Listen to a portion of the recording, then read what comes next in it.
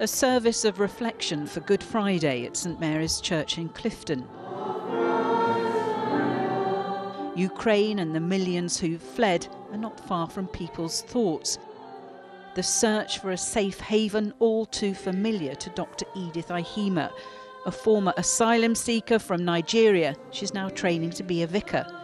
She's horrified that others like her now face the prospect of a one-way ticket to Rwanda. It will be re-traumatizing because this person is already in the vulnerable, feeling like the world is against you. And then again, it's like it's never ending. But can you imagine yourself in that situation with your 3 girls? It's difficult to imagine. It wasn't even easy being here for those number of years and all the things. So like I said, it's just, yeah, there are some things you lack words to explain. Launching the government scheme yesterday, the Prime Minister took aim at lawyers like Stuart Luke. We have such a formidable army of politically motivated lawyers who for years have made it their business to thwart removals and frustrate the government.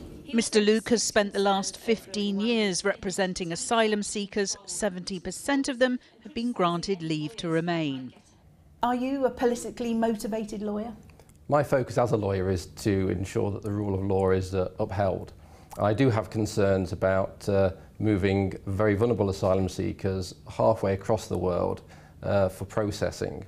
It's unclear how they will be entitled to be represented, how they will be able to access services, and how they will be treated in a country which has not the best in terms of a human rights record. More than 28,500 people crossed the Channel in small boats last year. The peak, though, was back in 2002, when numbers topped 84,000. But figures are still too high for the government, which hopes the prospect of being sent to Rwanda will act as a deterrent. The truth is there are 80 million people displaced in the world at the moment. Not everybody can come to Britain, but we do want to play our part to help ensure that there is sanctuary available, entirely in line with our rich traditions in the UK. The world turned upside down for Imran when he realised he was gay. Living in Pakistan, he felt persecuted and feared for his life. So he fled to the UK and was granted indefinite leave to remain. So what if he'd been sent to Rwanda instead? I would feel very terrified, very isolated, very lonely. What would you be terrified of? Terrified about the circumstances in Rwanda because I don't know their culture, their society, and it's a strange place for me. So I won't be tolerated to go there. You were granted asylum on the basis that you're gay and it would be unsafe to go back home to Pakistan. Do you feel it would be safe to be in Rwanda as a gay man? I don't think so it will be safe because I've been told the people, LGBT, they're not safe. Imran says he's finally happy. He no longer has to hide who he really is, but is worried that those that now follow in his footsteps won't get the same chance of a new and safe life. Well, a little earlier I spoke to Craig Mackinlay, who's the Conservative MP for South Thanet.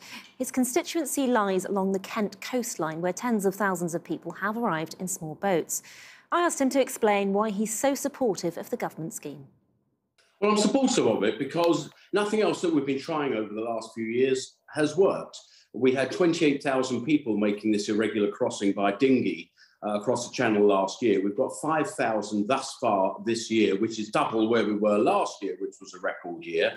So we have to say that our immigration policy and our border policy is not working. Well, Australia's programme actually only resettled 239 people at a cost of £1.9 million per person. Should we be willing to pay that kind of money for something that's not very effective? I think you're trying to turn this on its head.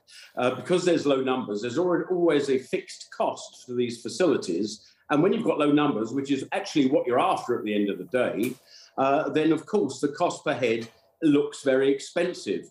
But what is the real cost per saving of those who've been deterred from making these crossings? Because let's not forget, we are spending £4.7 million a day on hotels. That's £1.5 billion per year. I'm a Kent MP. That is about 50% more than the entire budget of Kent County Council, just to put that into context.